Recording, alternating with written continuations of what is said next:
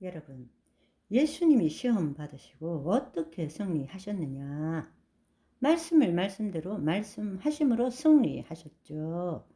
이 부분에 대해서 수많은 해석들이 있지만 모든 대부분의 해석들은 어떤 시험을 받으셨는지 시험의 내용물에 초점을 맞추고 있지, 하나님의 통치의 관점에서 이것이 무엇을 의미하는지를 제대로 보지 못하고 가르치지 않고 있다라는 이야기입니다.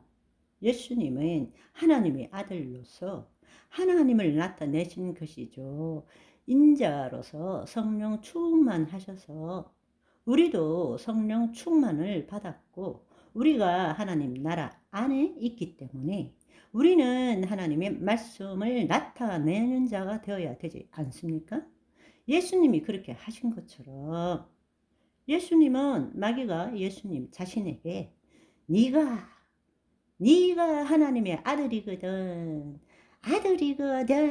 이렇게 너라며 나에게 초점을 맞추었을 때에 예수님은 거기에 반응하지 않으셨습니다. 하나님의 말씀을 그 마귀가 말씀을 가지고 속이면 말씀대로 말하는 것입니다.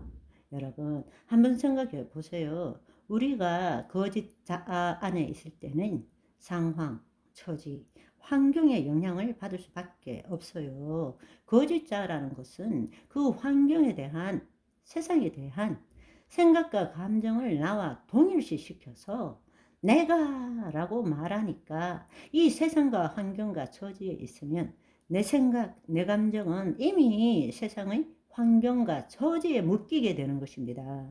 여러분 한번 생각해 보십시오.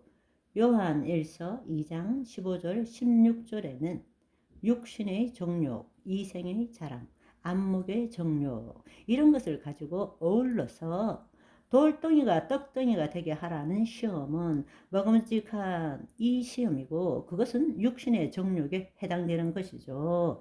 성전 위에서 뛰어내리라 능력을 보여줘 봐라 했을 때 지혜롭게 할 만큼 탐스러운 것이고 그것은 이생의 자랑에 해당되는 것이고 천하만국과 그 영광을 보여주겠다는 시험은 보암직도 하고의 안목의 정욕에 해당되는 것이죠.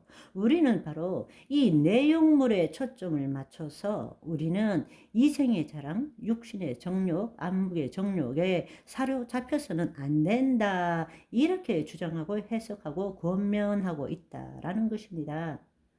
이런 일들은 우리 삶 가운데 얼마든지 비일비재해 일어날 수 있습니다. 그렇지만 우리가 정말로 알아야 될 것은 이 상황 처지가 중요한 것이 아니라 예수님께서 그 상황 처지에 대해서 어떻게 반응하셨는지를 우리가 알아야 한다는 것입니다. 잘못 해석했다라는 말이 아니라 더 중요한 것을 놓치고 있다라는 거예요.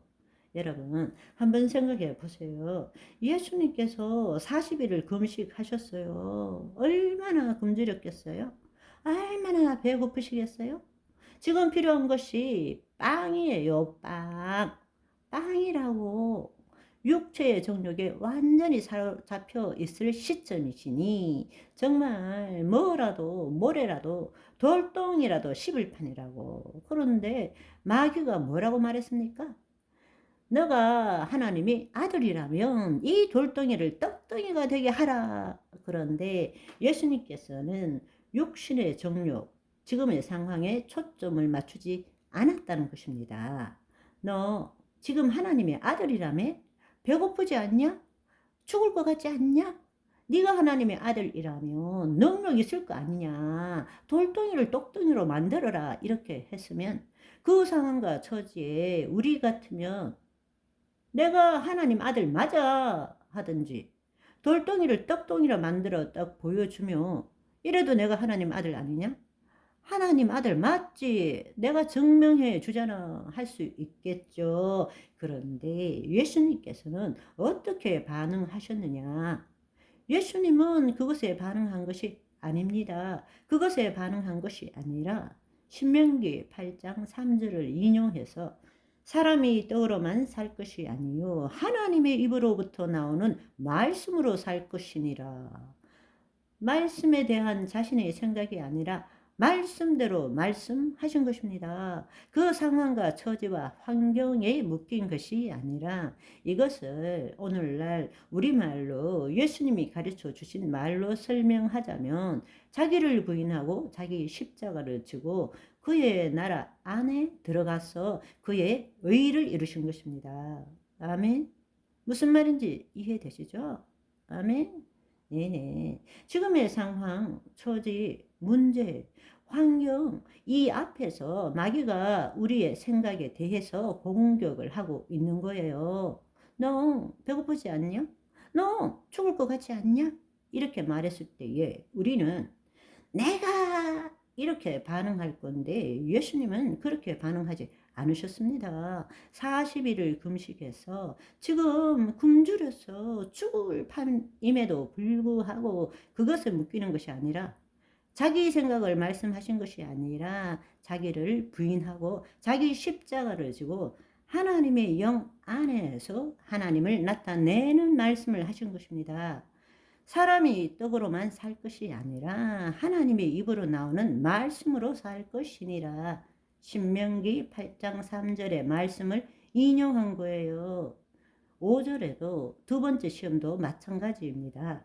거룩한 성 꼭대기에 올라가서 네가 하나님의 아들이거든 뛰어내리라. 그러면 사자들이 와서 너를 받들어서 발이 돌에 부딪히지 않게 하리로다 하였느니라. 이렇게 마귀가 시험을 줬을 때 예수님께서는 시편 91편 11절 12절 말씀을 가지고 마귀가 지절거리고 장난질 할 때 거기에 답하지 않으시고 여러분 우리 같으면 능력을 나타내고 싶었겠죠.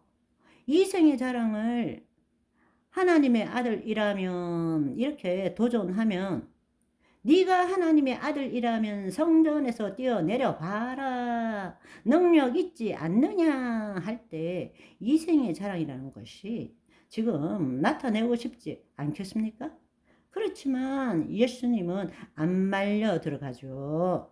우리 예수님 너무 멋있죠? 할렐루야. 그러면 오늘은 여기까지. 바이바이.